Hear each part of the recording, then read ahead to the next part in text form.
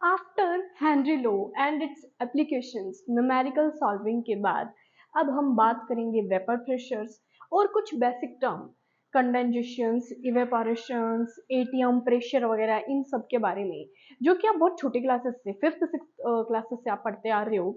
सो ये सब basic terms हमें इसीलिए समझनी है क्योंकि इसके बाद हम एक लॉ के बारे में पढ़ने वाले हैं जिसका नाम है राउट्स लॉ। और राउट्स लॉ को समझने के लिए हमें ये सब चीजें पता होनी चाहिए, ये बेसिक चीजें। देखो, बेसिक चीजों में हम सबसे पहले क्या डिस्कस करने वाले, देखो हेनरी लॉ तक आई जस्ट होप किसी को कोई प्रॉब्लम नहीं होगी। और हेनरी लॉ तक हमने ओवरऑल 7 न्यूमेरिकल भी सॉल्व कर लिए हैं, तो साथ साथ न्यूमेरिकल भी करते चलो ताकि आपका कंसेप्ट भी एकदम क्लियर होता रहे। सो नेक्स्ट है हमारा वेपर प्रेशर। वेपर प्रेशर, पहले तो आप ये जो डेफिनेशन का नाम है वेपर प्रेशर, इसके नाम में ही काम है। यानी कि आप समझो वर्ड क्या क्या है। वेपर यानी कि वाष्प, जिसको हम हमारी जनरल लैंग्वेज में बोलते हैं भाप, वाप, जो भी वाष्प वगैरह हम बोलते हैं इसको। तो वेपर प्रेशर यानी जो वाष्प होती है वो क्या लगाती है, प्रेशर लगाती है। प्रेशर लगाती है, किस पे लगाती है? अब देखो, मान लो हमने एक कंटेनर लिया और उसको चूल्हे पे चढ़ा दिया और नीचे से हम क्या दे रहे हैं, ऑफ कोर्स हीट देंगे, चूल्हे पे चढ़ा रहे हैं तो। और फिर मैंने इसके अंदर पानी डाला और मैं इसको गर्म किए जा रही हूँ। तो देखो थोड़ी देखो, जब हमने गैस पे एक कंटेनर में पानी लेके चूल्हे पे चढ़ाया तो क्या हो जाएगा, थोड़ी देर बाद है ना पानी गर्म होना स्टार्ट हो जाएगा, फिर बॉईल होना स्टार्ट हो जाएगा, फिर उसमें से ना वाष्प निकलनी यानी वेपर निकलनी स्टार्ट हो जाएगी। वेपर निकलनी स्टार्ट हो जाएगी तो यहाँ पे ये एटमॉस्फेयर में जाके, ये जो वेपर है ये एटमॉस्फेयर में चली जाएगी और एटमॉस्फेयर इस पे एक तरीके का प्रेशर क्रिएट करेगा। उसको ही हम बोलते हैं वेपर प्रेशर। देखो, when we boil water it produces water vapour. This vapour exerts the pressure. ये जो वेपर है ये एक प्रेशर एक्सर्ट करती है, which is called, जिसको हम वेपर प्रेशर कहते हैं। We often use this vapor pressure for driving turbines to generate electricity। ये इलेक्ट्रिसिटी वगैरह के बारे में मैंने एक एग्जांपल लिखा है। ओके, तो अब देखो, मैंने यहाँ पे एक थर्मामीटर टाइप का कुछ बनाया है। मैंने कहा कि जब हमारा वाटर 100 डिग्री सेल्सियस पे चला जाएगा, 100 डिग्री सेल्सियस हमारा वाटर गर्म हो जाएगा तो कुछ इस तरीके से वेपर में बदल जाएगा। वेपर में बदल रहा है, इस प्रोसेस को क्या बोलते हैं? आप बहुत छोटी क्लासेस से पढ़ के एज स्टॉप आपको पता होगा। इस प्रोसेस को बोलते हैं हम इवेपोरेशन। इसको क्या बोलेंगे हम? इवेपोरेट या इवेपोरेशन। हमारा वाटर क्या करने लगे? इवेपोरेट हो गया, इवेपोरेशन करने लग गया। ये लो साहब। Next है vapor pressure of a liquid is the pressure exerted by the vapor in equilibrium with the liquid। अब ये equilibrium क्या होता है? देखो, equilibrium समझाने से पहले मैं एक चीज और बताऊंगी। मान लो कि हमने सेम कंटेनर लिया, चूल्हे पे चढ़ा दिया, नीचे से हीट दे रहे हैं। अब मैंने पहले वाला था ओपन कंटेनर, ओपन कंटेनर, लेकिन अब जो हमने कंटेनर लिए वो है क्लोज्ड। क्लोज्ड मतलब इस पे मैंने ढक्कन लगा दिया, यानी अब इसकी वेपर बाहर नहीं जाएगी। अब इसकी वेपर बाहर नहीं जाएगी, मैंने इस पे क्या लगा दिया? ढक्कन लगा दिया। मेरा सॉल्यूशन है, इस पे मैंने एक ढक्कन लगा दिया। अब जो इसकी वेपर है वो बाहर नहीं जाएगी, वो क्या रहेगी? अंदर आ जाएगी। अंदर कैसे आ जाएगी? ये सच में होता है, हमने तो नहीं देखा। अरे आपने देखा है, आपने इस चीज को ऑब्जर्व भी किया। कैसे? अब वेपर है, बाहर जाना चाह रही है, लेकिन हमने ढक्कन लगा दिया, बाहर जा नहीं पा रही। तो ये क्या करेगी? इस ढक्कन पर एक प्रेशर एग्जर्ट करेगी। लेकिन वेपर के पास इतना ज्यादा प्रेशर या इतना ज्यादा आप कहो तो फोर्स नहीं होगा कि इस ढक्कन को साइड में रख दे और खुद उड़ जाए। इतना प्रेशर इनके पास होगा नहीं। तो ये कई देर तक प्रेशर लगाएगी और फिर ये वेपर से वाटर ड्रॉपलेट्स में कन्वर्ट हो जाएगी और ये वाटर ड्रॉपलेट्स इस प्लेट पे लग जाएंगे और प्लेट पे लगेगी कुछ इस तरीके से वापस ऐसे इस सॉल्यूशन के अंदर वापस गिरने लग जाएगी। आपने देखा भी होगा, जैसे गर्म दूध पे ढक्कन लगा देते हो, जब उस प्लेट को हटाते हो तो आप देखते हो कि ऊपर वो वाटर आ जाता है। कभी सोचा है क्यों आता है? उसमें कंडेंसेशन प्रोसेस होता है, वो वेपर बन जाता है। लेकिन आपने ऊपर ढक्कन लगा दिया, वेपर बाहर नहीं उठ सकती, तो वेपर से वापस वाटर के फॉर्म में आ जाता है। ये होता है कंडेंसेशन प्रोसेस, जो ओनली क्लोज्ड कंटेनर में देखने को मिलता है। Only for seen in closed container. आई बात समझ? अब देखो, मैंने यहाँ पे भी यही किया है।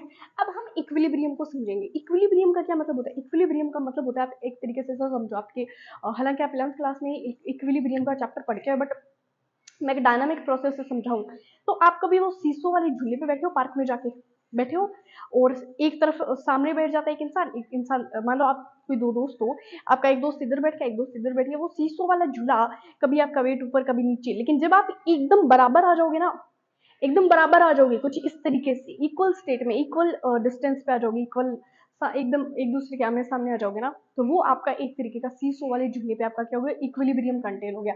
जैसे ही अब यहाँ पे इक्विलिब्रियम देखने को कैसे मिलेगा, यहाँ पे इस तरीके से देखने को मिलेगा। अच्छा, कुछ बच्चे ना ये सोचते हैं कि बॉइलिंग पॉइंट है ना, ये जो वाटर वेपर बन रही है ना, यही बॉइलिंग पॉइंट है। बॉइलिंग पॉइंट ये नहीं होता, बॉइलिंग पॉइंट 100 डिग्री सेल्सियस को बोलते हैं।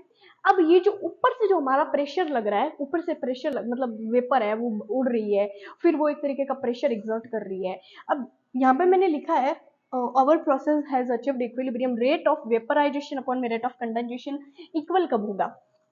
मान लो कि हमारा जो सॉल्यूशन है वो हमारा टेम्परेचर मैंने टी 100 डिग्री सेल्सियस कर दिया और ये मेरा सॉल्यूशन है, और अब ये क्या कर रहा है, सॉल्यूशन वेपर बनाने की कोशिश कर रहा है, बना रहा है 100 डिग्री सेल्सियस पे वेपर बना रहा है। अब जब ये बॉइलिंग पॉइंट यानी जब इसका प्रेशर और एटमॉस्फेयर का प्रेशर इक्वल हो जाता है ना, आप सुनो मेरी बात, आराम से सुनते जाओ।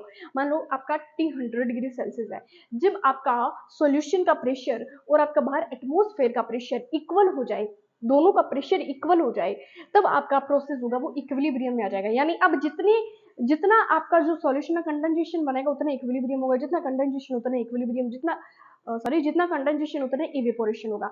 जितना वाटर वेपर में बदलने की कोशिश कर रहा है उतना ही वेपर वाटर में वापस बदलने की कोशिश कर रहा है। कब, जब सॉल्यूशन और एटमॉस्फेयर का प्रेशर यानी ये प्रेशर एक दूसरे के इक्वल बराबर हो जाएगा।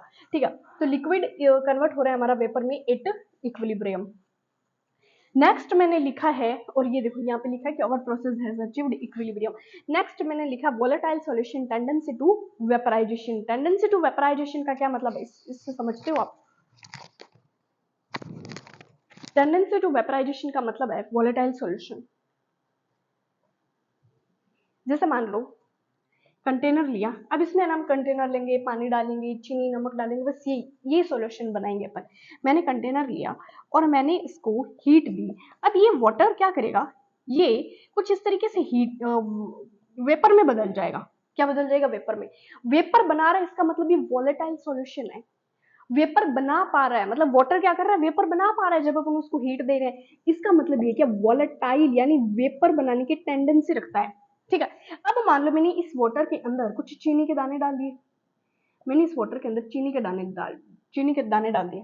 अब आपको क्या लगता है कि चीनी भी वेपर बनाएगी? चीनी सॉलिड फॉर्म में होती है, वाटर के साथ जाके घुल जाएगी, तो आपको क्या लगता है चीनी भी क्या वेपर बनाएगी? मान लो चाय पत्ती डाल दी, आप चाय बनाते हो, चाय पत्ती डालते हो, जब आप देखते हो कि पानी एकदम उबलने लग गया, एकदम खतरनाक तरीके से उबल रहा है, अगर आप ट्राई भी कर सकते हो घर पे, पानी एकदम खतरनाक तरीके से उबल रहा है, 100 डिग्री सेल्सियस हो गया पानी का टेम्परेचर, बॉइलिंग पॉइंट आ गया एकदम। लेकिन जब आप उसके अंदर चाय पत्ती डाल दोगे ना, तो चाय पत्ती वॉलेटाइल नहीं होती, चाय पत्ती नॉन वॉलेटाइल होती है। यानी चाय पत्ती कभी कोई ऐसा हो सकता है कि ओ माय गॉड चाय पत्ती तो क्या बना रही है, वेपर बना रही है, ऐसा नहीं हो सकता। जब आप इसके अंदर चाय पत्ती, मान लो मैंने चीनी के दाने डाले, चाय पत्ती के डाल दी, क्योंकि चाय पत्ती आप रिलेट कर पाओगे, क्योंकि बच्चे चाय वगैरह तो बनाते होंगे, इतने बड़े हो गए चाय का स्टॉप बनाते होंगे, तो ये अब इसके अंदर हमने चाय पत्ती के दाने डाल दिए, तो अब ये इतनी पहले जितना अच्छे तरीके से वाटर वेपर बना पा रहा था, अब चाय पत्ती के दाने डालने से वाटर इतने अच्छे तरीके से वेपर नहीं बना पा रहा। अब वेपर का प्रेशर, यानी पहले वेपर बहुत ज्यादा बन रही थी, मतलब पहले 100 वेपर बन रही थी, अब 50 बनेगी, पहले 100 फिर बाद में 50। क्या रीजन है इसका?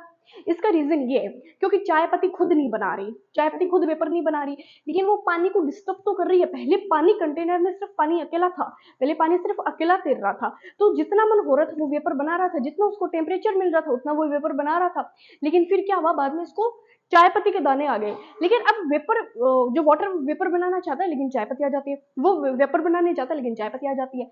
मतलब ये जो हमने टी लीव्स डाली है, ये इसको कहीं ना कहीं एक तरीके से रेजिस्टेंस क्रिएट करेगी कि ना तो मैं वेपर बनाऊंगा ना तुझे बनाने दूंगा, इस तरीके का। जैसे कुछ बच्चे हो गए ना मैं खुद पढ़ूंगा ना तुझे पढ़ने दूंगा, ठीक है, इस टाइप का ये काम करता है। तो यानी वोलेटाइल और नॉन वोलेटाइल सोल्यूशन का तो आप समझ गए होंगे।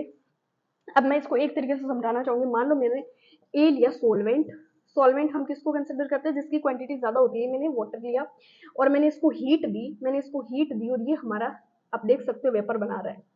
उसके बाद मैंने सोल्यूट लिया, सोल्यूट जिसकी क्वांटिटी कम होती है, जिसको हम बी से कंसिडर करते हैं। मान लो इधर मैंने चाय पत्ती के दाने ले लिए, चाय पत्ती ले ली, चाय पत्ती ले ली, और अब मैं इसको क्लोज कर दूंगी।